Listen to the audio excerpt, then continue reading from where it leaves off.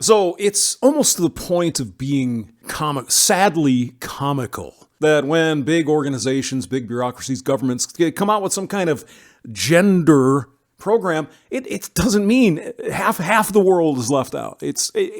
I don't understand how they can think they're getting away with this. It's like, oh, no, it's a gender action plan, except, well, you're missing half of the world's population.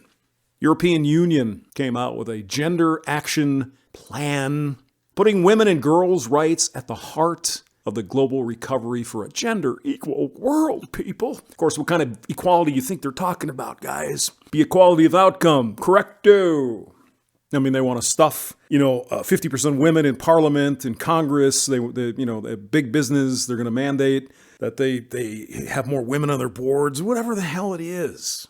What about men? What about the men who aren't CEOs? Working class man in England who is not in the House of Lords, the House of Commons.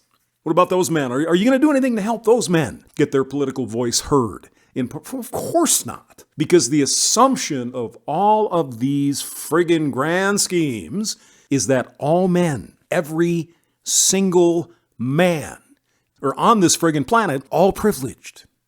We all have equal rights among men, but women, they don't. See, women are oppressed, even in the United States and in England and Iceland and wherever. It's just, it's a fairy tale. These people know that, and yet they still come out with this kind of shit. Gender action plan for women and girls. What about men? What? Men? So it wants to empower all women, girls by 2030. It claims no country in the world on track to achieve gender equality and empower all women and girls by 2030. Zero. I mean, certainly there are countries, second and third world countries, just starting to get industrialized, in war situations sometimes. I'm sure this is correct. But in the West, in the United States, England, Scotland, Ireland, Australia, Germany, are you serious? But of course, they don't mean gender equality of opportunity. They mean gender equality of outcome. They'll never say that, but you tell me, if the plan by 2030 is to have 50% of the House of Commons women, that would be equality of outcome. That's what this is all about.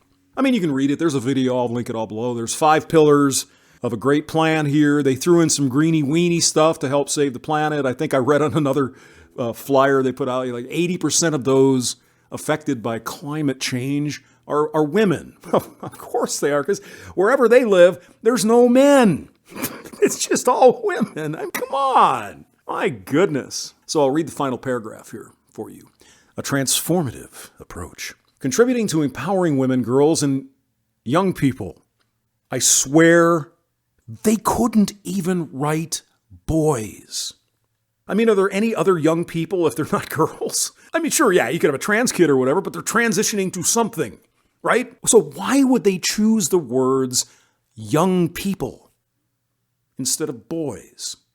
I mean, do they honestly hate the male sex this much that they can't even friggin' write the word in their release? My God.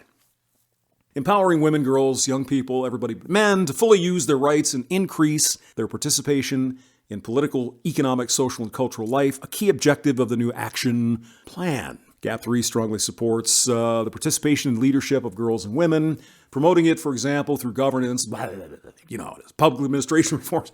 Yeah, meaning we're going to get more women in Congress, whether you like it or not. But they can run now. Shh. It's an old boys club, you know that. And they're all white.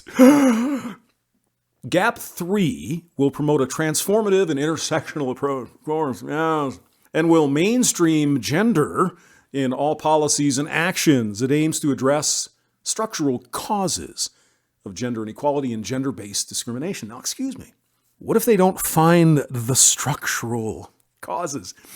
Maybe the structure isn't causing it. Maybe in the West, it's because women and men choose to do different things. No. Shh. Oh, somewhere they said we have to have educational equality. Excuse me, we don't have gender equality in education. It is biased way in favor of women. So, Mr. EU guy, are you going to do anything about? No. Of course not, because it's only fair. Here's where they actually mention the evil ones who have PPs. They're going to address the structural causes of blah, blah, blah, blah, blah, including by actively engaging men and boys in challenging gender norms and stereotypes. You know, isn't it interesting? Every time something needs to be done, it's men and boys who have to do something different for the women's and the girls and those other young people. We don't know who they are or what gender they, but they're young people. They're not boys, young people. So, of course, they're going to expect men to challenge gender norms and stereotypes. And they actually wrote this sentence. I mean, you frigging even believe this. Finally, to leave no one behind. Of course, except half the fucking population of the planet. Except for those people. We want to leave no one behind. The action plan seeks to tackle all intersecting dimensions of discrimination, paying specific attention, for example, to women with disabilities, migrant women, and discrimination based on age or orientation. Are there no disabled men who might benefit from some of this? Do no men ever on this planet get discriminated upon based on their age or their orientation? No! For you have to go back to the beginning premise. All men are privileged. Women are oppressed. It's unbelievable to me to leave no one behind. It's like, I'll put the link below so you can read it yourself. James Maxwell, thank you for listening.